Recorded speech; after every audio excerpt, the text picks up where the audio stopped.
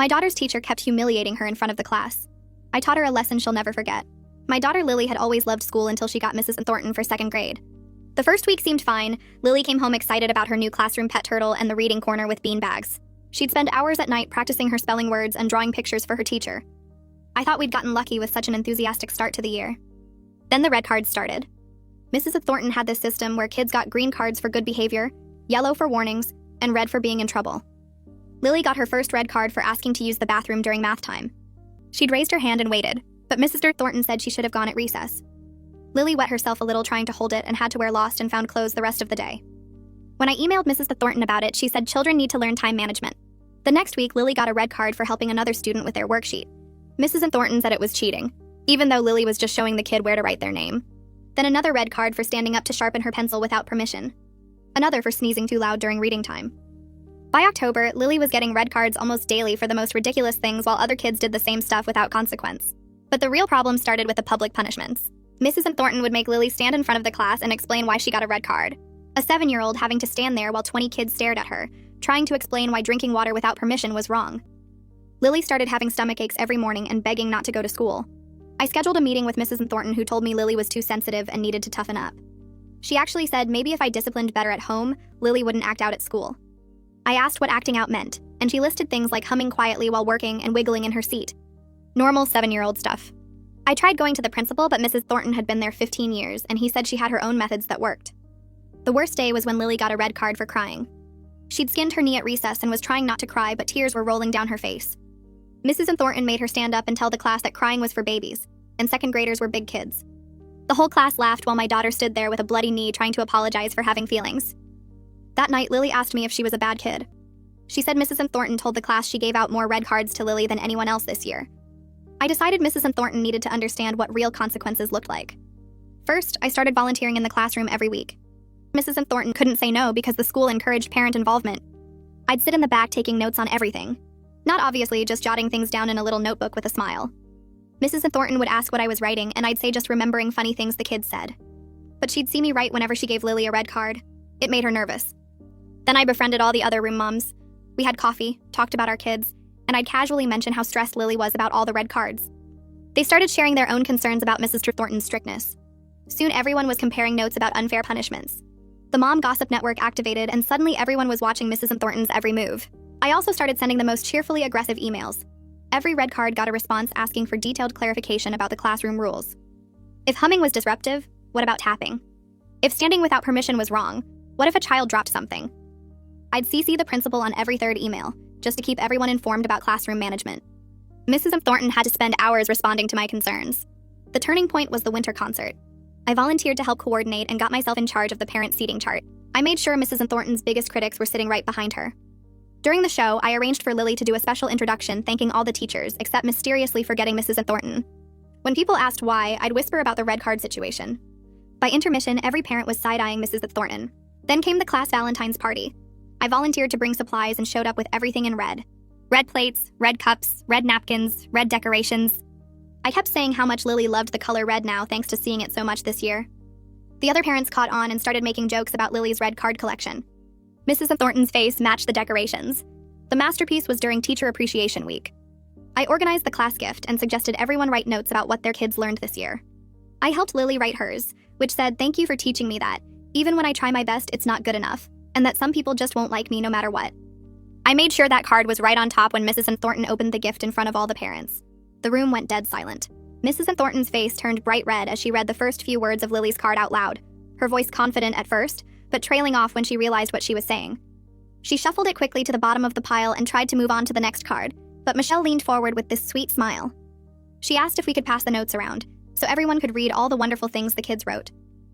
Mrs. Thornton's hands actually shook a little as she handed the stack to the parent next to her. I watched the cards make their way around the circle while Mrs. Thornton stood there frozen, her smile looking more like a grimace. Parents started reading, and their expressions changed from pleasant to confused to horrified. One mom covered her mouth with her hand. Another one glanced at Mrs. Thornton with raised eyebrows and then looked at me. The room got really quiet except for the sound of cards being passed around. Mrs. Thornton tried to laugh it off and said something about how kids have such interesting perspectives, but nobody laughed with her.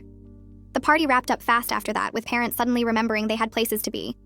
Michelle caught up with me in the parking lot while I was buckling Lily into her car seat. She touched my arm and her voice was quiet but urgent.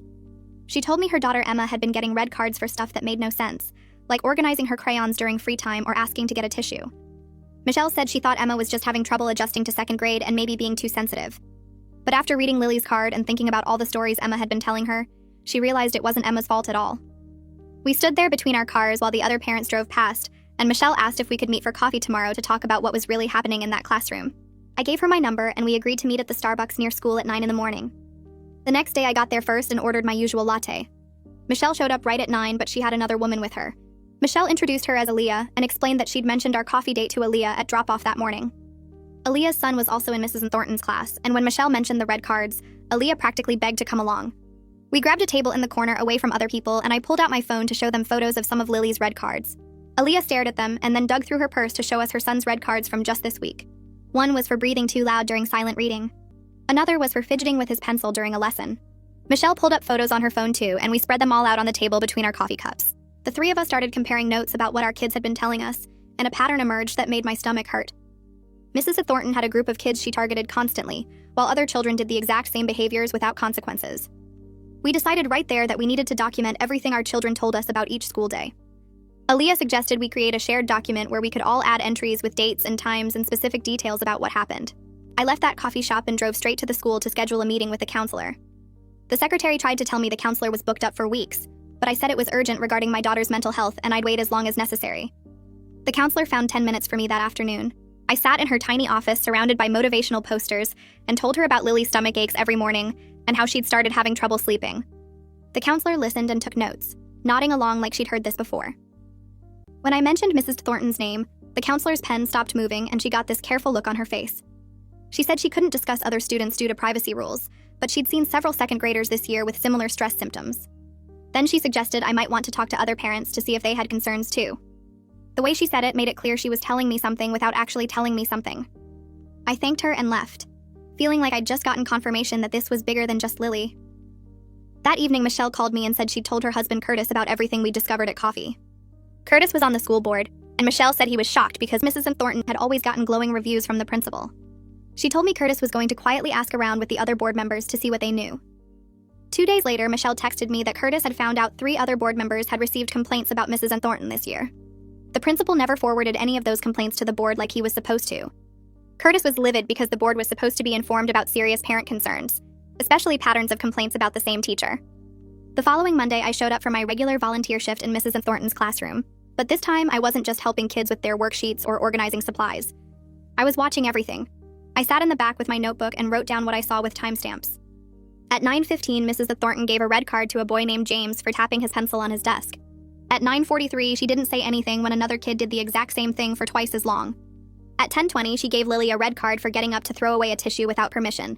But at 10:35, another girl got up and sharpened her pencil without asking, and Mrs. Thornton just smiled at her. I documented it all. The same 5 kids kept getting red cards while other children did identical behaviors and got praised or ignored. Mrs. Thornton kept glancing back at me while I wrote, and I could see her getting more tense as the morning went on. After class, Mrs. Thornton asked the kids to line up for lunch and then walked over to where I was packing up my stuff.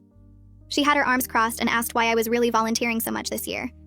Her voice had this edge to it that wasn't there before. I looked up at her and gave her my sweetest smile. I told her I just loved being involved in Lily's education and seeing how second grade worked. I said it was so interesting to observe different teaching methods and classroom management styles.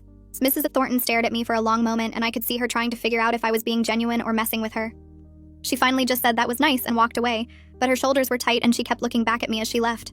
I knew she understood that I was watching her now and documenting everything. She was going to have to be more careful when I was in the room. The pressure kept building over the next 2 weeks. Curtis reached out to Principal Holden and mentioned that the school board was asking questions about parent complaints. Suddenly, Holden agreed to meet with me, Michelle, and Aaliyah all together. We sat in his office with our folders of documentation spread across his desk. Holden looked really uncomfortable as we walked him through the pattern we'd discovered. We showed him the red cards with dates and times. We showed him our shared document with dozens of entries from our kids about unfair treatment. We pointed out that the same 5 children were being targeted while others weren't held to the same standards. Holden kept adjusting his tie and saying he was sure there was an explanation. But when Aaliyah asked him what possible explanation there could be for giving a 7-year-old a red card for breathing too loud, he didn't have an answer. He finally promised he would personally observe Mrs. Thornton's classroom to see what was happening. 2 days after that meeting, Lily came home from the school actually smiling. She talked nonstop through dinner about how great her day was and how Mrs. Thornton had been so nice to everyone. She said Mrs. Thornton didn't give out any red cards and even let kids get up for tissues without asking. I felt this sinking feeling in my stomach because I knew exactly what had happened. Mrs. Thornton had known about the principal's observation and put on a performance. She'd been on her best behavior to show Holden that everything was fine. That night, I sent an email to Holden explaining that Mrs. Thornton's behavior changed when she knew she was watched. I asked him to do unannounced observations since the scheduled one hadn't shown him the real classroom environment. I copied Curtis on the email so the school board would know I'd made the request. The following week, Mrs. Thornton retaliated. Lily came home with 3 red cards from a single day, and she was sobbing so hard she could barely get the words out. One red card was for her handwriting being too large and taking up too much space on the page. Another was for humming quietly while she colored during art time. The third was for taking too long to line up for recess. I looked at those red cards and felt rage building in my chest. This was deliberate. Mrs. Thornton was punishing Lily because I'd complained to the principal. I grabbed my phone and took photos of the red cards. Then I took photos of Lily's tear-stained face and her red eyes. I sat down at my computer and wrote an email with the subject line, "Escalating retaliation against student after parent complaint." I attached all the photos and sent it to Principal Holden, the school counselor, and Curtis. I explained that Mrs. Thornton had given Lily 3 red cards in one day for increasingly absurd reasons, less than a week after I'd asked for unannounced observations. I said this was clear retaliation, and it needed to stop immediately. Then I held Lily while she cried and told her that none of this was her fault, and that I was going to fix it. The next morning, Michelle texted me that she'd run into Mrs. Thornton's sister in the teacher parking lot. Courtney taught 4th grade in the same building, and apparently she'd been waiting to talk to someone about what was happening. Michelle said Courtney looked nervous when she approached her, kept glancing around like she didn't want anyone to see them talking. Courtney told Michelle that her sister had changed over the past 2 years, becoming more rigid and angry about everything. She complained constantly about entitled parents who questioned her methods and problem children who couldn't follow simple rules. Courtney said she'd tried talking to her sister about being more flexible, but Mrs. Thornton insisted that kids today needed stricter boundaries and tougher consequences, or they'd never learn respect. Michelle asked if Courtney had noticed her sister targeting specific students, and Courtney went quiet for a long moment before admitting that yes, she'd seen the pattern. Mrs. Thornton would fixate on certain kids and find fault with everything they did while ignoring the same behaviors in other students. Courtney said she felt guilty for not speaking up sooner, but Mrs. Thornton was her sister, and she didn't want to cause family problems by reporting her. Michelle thanked her for being honest, and Courtney made Michelle promise not to mention where the information came from, because she still had to work in the same building. That afternoon, I made an appointment with Maya Simmons, a child psychologist that the school counselor had quietly recommended. I took Lily in the following week and watched through the observation window as Maya talked with her using dolls and drawing activities. Lily drew a picture of her classroom with herself standing alone in front of the other kids, and when Maya asked her to explain it, Lily said that's where she had to stand when she got in trouble. Maya asked how that made her feel, and Lily said scared and embarrassed because everyone stared at her. She drew another picture of herself with a big red card covering her whole body. After the session, Maya called me into her office and said Lily was showing clear signs of anxiety directly related to the classroom environment. She explained that the public humiliation and unpredictable punishment system had created a fear response in Lily that was affecting her ability to learn and feel safe at the school. Maya wrote a detailed letter documenting everything, including her professional recommendation that Lily be moved to a different classroom immediately for her mental health. She handed me the letter in a sealed envelope and told me to give it directly to the principal, and that she was available to speak with the school if they had questions about her evaluation. I scheduled another meeting with Principal Holden the next day, and brought the psychologist's letter with me. I sat across from his desk and slid the envelope toward him, telling him I was formally requesting an immediate classroom transfer for Lily, based on documented psychological harm. He opened the letter and read it slowly, his expression getting more uncomfortable with each paragraph. When he finished, he set it down and said that moving students mid-year was disruptive to their education and to the classroom dynamics. I leaned forward and reminded him that Curtis had already shared my concerns with the full school board, and they were very interested in hearing how the school planned to address a situation where a 2nd grader needed therapy because of her teacher's behavior. Principal Holden's face went red and he picked up the letter again, reading it more carefully this time. He asked if I'd really go to the school board with this, and I told him I already had copies of everything including Maya's letter, my documentation from classroom observations and statements from other parents. He sat back in his chair and rubbed his temples. 3 days later, Principal Holden called me back to his office and said he'd spoken with Mrs. U. Smith, the other 2nd grade teacher, and she was willing to accept Lily into her classroom. But he needed time to prepare both teachers for the transition and make sure it went smoothly. He said he couldn't do it immediately because there were procedures to follow. I pulled out my phone and opened my calendar, counting out 7 days from that morning. I told him Lily would be in Mrs. Smith's classroom by that date, and if she wasn't, I'd be attending the next school board meeting with my full documentation and Maya's letter. I'd already confirmed the meeting date with Curtis, and knew I could get on the agenda. Principal Holden looked like he wanted to argue, but instead he just nodded and said he'd make it happen. I thanked him for his cooperation and walked out of his office feeling like I could finally breathe properly for the first time in months. That evening, my phone rang with a number I didn't recognize. I answered it and heard Mrs. Thornton's voice, shaky and angry at the same time. She said she'd heard about the transfer request and wanted to talk to me directly about this situation. I stayed quiet and let her talk. She said I was trying to ruin her career over normal classroom management, that she'd been teaching for 15 years and never had problems like this before.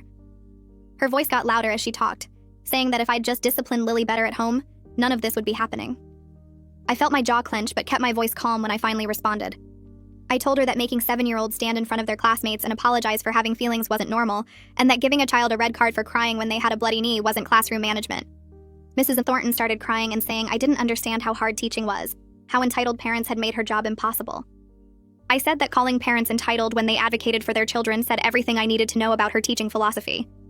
Then I hung up. My hands were shaking, but I felt good about not letting her manipulate me into feeling guilty. The following Monday morning, I walked Lily to Mrs. Smith's classroom instead of Mrs. Thornton's. Mrs. Smith met us at the door with a warm smile and showed Lily where her new desk was, right next to a girl who immediately started telling Lily about the class guinea pig. I watched Lily's shoulders relax as Mrs. Smith explained the classroom routines in a kind, patient voice. There were no colored cards on the wall, just a chart with everyone's names and stickers for completed work. When I picked Lily up that afternoon, she was actually smiling and talking fast about everything they'd done. She said Mrs. Smith let them get tissues whenever they needed them, and didn't get mad when someone asked a question during instruction time. That night at dinner, Lily ate everything on her plate without complaining about a stomachache. The next day, Mrs. Smith sent me an email saying that Lily was a delightful student who participated actively in class discussions and followed directions beautifully.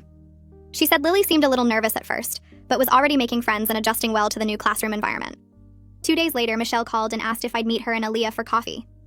When I got there, they both looked exhausted and stressed. Michelle said Emma was still getting red cards almost daily and coming home in tears, and Aaliyah's son had started having nightmares about school. They wanted to know if I'd help them get their children transferred too. I pulled out my folder with copies of all my documentation and walked them through exactly what I'd done. I showed them how to document specific incidents with dates and times, how to request meetings with the principal, and what to say, and how to get their children evaluated by a psychologist if needed. Michelle said Curtis had already told her he'd support them with the school board, and Aaliyah was ready to fight as hard as necessary to protect her son. Within 2 weeks, both Emma and Aaliyah's son were moved to different classrooms.